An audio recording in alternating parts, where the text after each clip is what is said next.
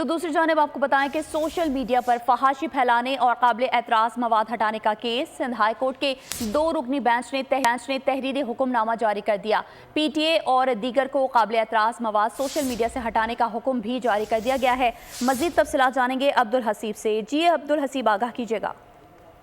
بالکل، social media پر فحاشی پھیلانے اور قابل اعتراض مواد ہٹانے کا معاملہ ہے، جس میں عدالت نے پی ٹی اے اور دیگر حکام کو تمام تر قابل اعتراض مواد سوشل میڈیا پلیٹ فارم سے ہٹانے کا حکم دیا ہے۔ اس کے ساتھ ساتھ تحریر حکم نامے میں یہ بھی لکھا گیا ہے کہ 31 جنوری کو جو حکم نامہ جاری کیا گیا تھا اس پر مکمل عمل درآمد کر کے رپورٹ پیش کی جائے۔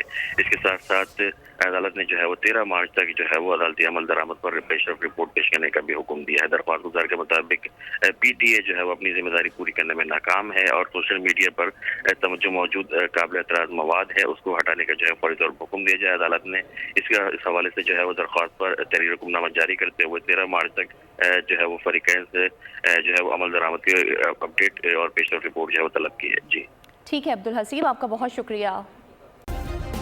سبسکرائب کریں اور بیل دبائیں تاکہ کوئی خبر رہ نہ جائے۔